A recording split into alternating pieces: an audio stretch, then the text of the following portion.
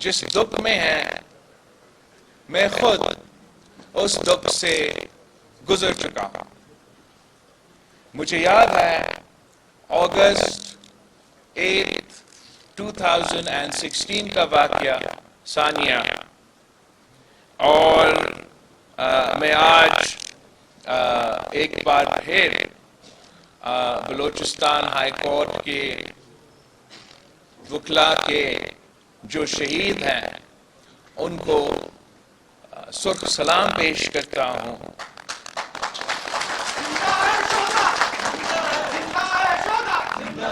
میں بلوچستان کے عوام کا دکھ کا، تکلیف کا مجھے احساس ہے. قائد عوام شہید ذوالفقار علی بھٹو میرے نانا تھا، ملک کا وزیر اعظم، صدر اور پاسی پہ چڑھایا گیا. میری والدہ شہید محترمہ بینظیر بھٹو ملک کی پہلی خاتون وزیر اعظم، مسلم امہ کی پہلی خاتون وزیر اعظم کو شہید کیا گیا. میرے نوجوان چاچا شہید شاہ نواز بھٹو کو زہر پلایا گیا، شہید کیا گیا. میرے ماموں میر مرتضی بھٹو کو اپنے گھر کے باہر شہید کیا گیا اور الزام شہید محترمہ بینظیر بھٹو اور شہید محترمہ بینظیر بھٹو کے خاندان پہ لگا کر killer Bhutto to get Bhutto کی کنسپریسی کے تحت شہید محترمہ بینظیر بھٹو کی حکومت کا خاتمہ کی ایک سازش کا حصہ تھا. تو جب میں آج بھی 2023 میں یہ دیکھتا ہوں کہ آج بھی بلوچستان کے جو ماں ہیں وہ اپنے بچے کے شہید ہونے پہ، ٹارگٹ کلنگ ہونے پہ، لاپتہ ہونے پہ دکھی ہیں، تو میں ان کا دکھ جانتا ہوں. اب اس کا ہم نے کرنا کیا ہے؟ کیا یہ ہمارا قسمت میں لکھا ہے؟ یہ پاکستان کے عوام کے لیے اور پاکستان خاص طور پہ بلوچستان کے عوام کے لیے کہ ہمارا خون سستا ہے؟ کیا یہ 70 سال سے جو نظام چلتا آ رہا ہے، کیا اس نے اس ملک کی شہریوں کو، اس وطن، اس دھرتی کے رہنے والے کو انصاف آج تک دلوایا ہے؟ فیبروری 8 پہ الیکشنز ہونے جا رہے ہیں. ہمیں بتایا جا رہا ہے کہ جو 3 دفعہ وزیر اعظم بنا وہ 4تھا بار وزیر اعظم بن کے پاکستان کو ان مشکلات سے نکالیں گے. دوسری طرف ہمیں بتایا جا رہا ہے کہ ایک دوسرا شخص جو خود چند سال پہلے وزیر اعظم رہ چکا ہے اور اپنے دور میں جس نے کہا تھا کہ جو ہزارہ میں اپنے جو احتجاج کر رہے تھے وہ بلیک میلرز تھے، جس نے وزیر اعظم ہوتے ہوئے لاپتہ افراد یا انفورس ڈسپیئرنس کی ایشو کو انڈرمائن کیا، 70 سال کا نوجوان کا لیڈر کہ یہی ملک کے، پاکستان کے، بلوچستان کے آپ کے آپشنز ہیں. اور میرا یہ اعتراض تو بالکل نہیں کہ یہ بزرگ بن چکے ہیں، عمر سے کوئی فرق نہیں پڑتا. آپ بزرگ ہو کے ایک نیا سیاست، ایک نیا سمت اس ملک کے لیے چھا سکتے ہو، اور آپ نوجوان ہو کے بھی، اور میں کافی نوجوان سیاستدانوں کو جانتا ہوں، خاص طور ہمارا سابق دوستوں میں سے، آپ نوجوان بھی ہو سکتے ہو اور وہی پرانے سیاست سے، وہی پرانے طرز سیاست سے دلچسپی رکھ سکتے ہو. میں جانتا ہوں کہ پاکستان کے الیکشنز کیسے ہوتے ہیں،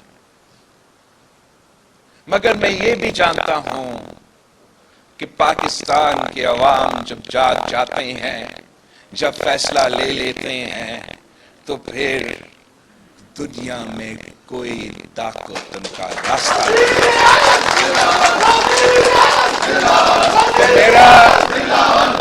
میرا درخواست ہے پاکستان کے شہریوں سے، پاکستان کے نوجوانوں سے، اور خاص طور پہ بلوچستان کے عوام سے. کچھ لوگ سمجھتے ہیں کہ انہوں نے آپ کا فیصلہ، آپ کے لیے انہوں نے وہ فیصلہ لے لیا ہے. میرا آپ سے درخواست ہے کہ آپ ان سب کو فیبروری 8 پہ سرپرائز دیں. آپ اپنا ووٹ کا اختیار استعمال کریں، بڑا تعداد میں نکلے، مگر اس مستقبل، اس ملکی مستقبل، اس ملکی قسمت ان دو شخص کے حوالے نہ کرے جنہوں نے یہی پرانا سیاست، یہی پرانا طرز سیاست، یہ نفرت، یہ تقسیم کی سیاست، یہ مسائل کو اگنور کرنے والے سیاست، وہ سیاست جس نے آپ کا اور میرا خون سستا کر دیا ہے، ان کو پھر سے موقع نہ دے. وقت آ گیا ہے کہ ہم پاکستان اور پاکستان کے مستقبل کے فیصلے عوام کو کرنے دیں. دوسری جماعتوں کا مجھے نہیں پتا، مگر پاکستان پیپلز پارٹی نے ہمیشہ پاکستان کے عوام پہ بھروسہ کیا ہے، آپ پہ اعتماد کرتے ہیں، اور یقین ہے کہ آپ ہمیں سنیں گے. ہمیں ہمارا تاریخ آپ کے سامنے ہے، اور انشاءاللہ میں اور آپ مل کے ایک نیا تاریخ رقم کریں گے. اس ملک کی قسمت ہم بدل سکتے ہیں. میں اس ملک کا سب سے نوجوان وزیر خارجہ رہ چکا ہوں. مجھے معلوم ہے کہ نہ صرف اس ملک میں کتنے پاسبلٹیز ہے، کتنا پوٹینشل ہے، مجھے یہ بھی معلوم ہے کہ ہم کس طریقے سے پاکستان کو ایک ماڈرن ریاست کے طور پہ دنیا میں پیش کر سکتے ہیں، اپنے عوام کے لیے، اپنے ملک کے لیے اپرچونٹیز پیدا کر سکتے ہیں. میں وہ پاکستان دیکھنا چاہتا ہوں جس کی عوام دنیا میں جہاں بھی چاہے وہ وہاں پہنچ سکے، وہ وہاں کام کر سکے، وہ فخر سے کہہ سکے کہ میں پاکستان کا شہری ہوں.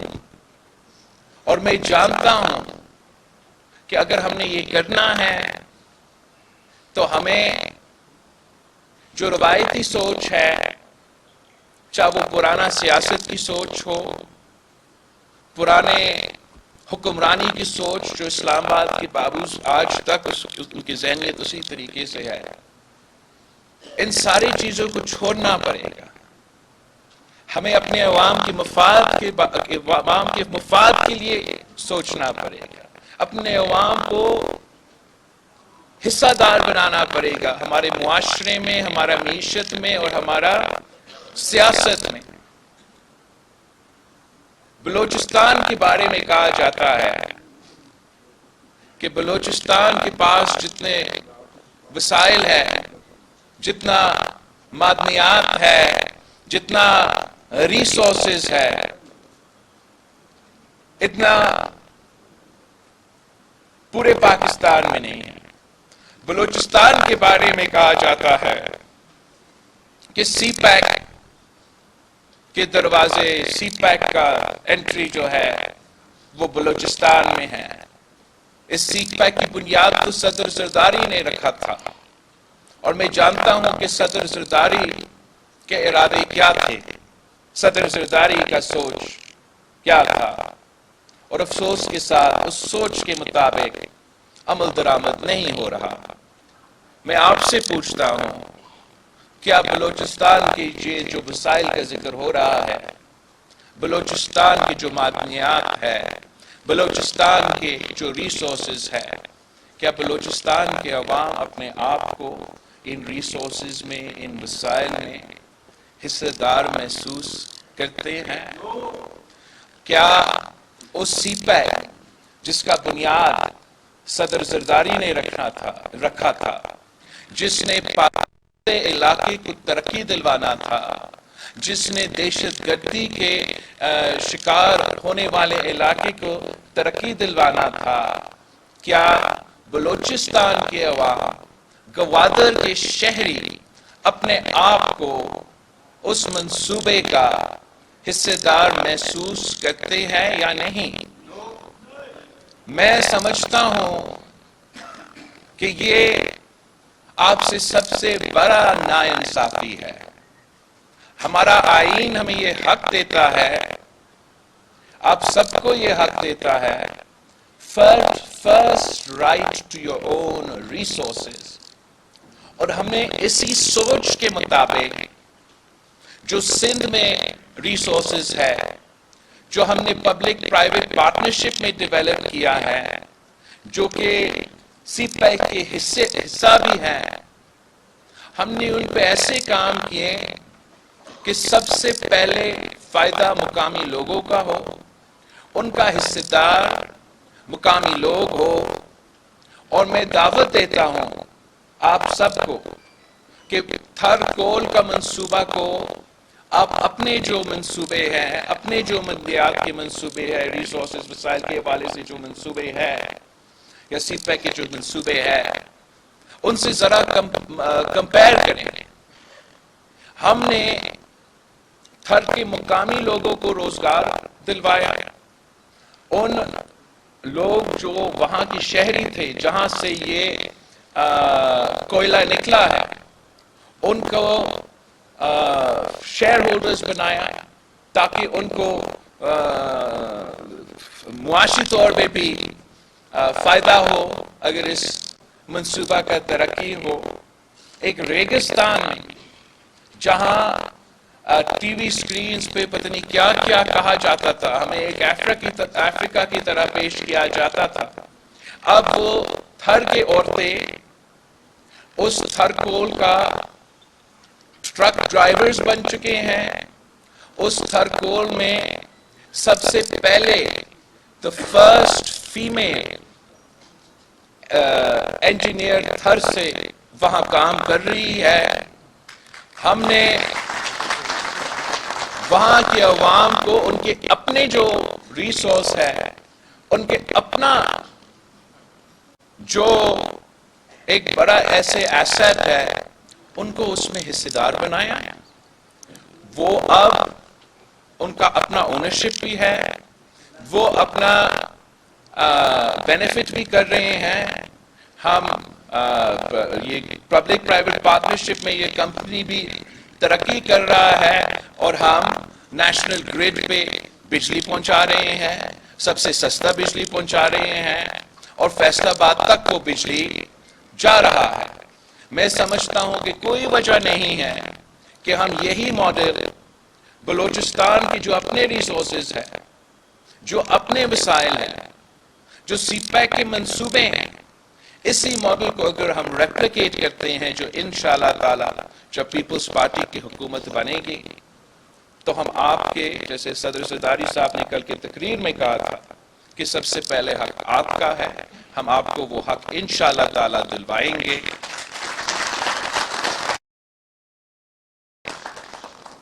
ماضی میں بھی صدر زرداری نے جب 18ویں ترمیم پہ دستخط کی تو وہ بلوچستان کی جیت تھا۔ جب صدر زرداری نے پہلی دفعہ یہ جو این ایف سی ایوارڈ اتنا دیر بعد ہوا تھا، جب صدر زرداری نے وہ این ایف سی ایوارڈ پاس کیا تو وہ بلوچستان کا جیت تھا۔ جب صدر زرداری صدر ہوتے ہوئے، وفاق کا نمائندہ ہوتے ہوئے بلوچستان کے عوام سے معافی مانگا تو وہ اپنا معافی نہیں تھا، وہ وفاق کی طرف سے معافی تھا، اور وہ بلوچستان کا اور بلوچستان کے عوام کا جیت تھا۔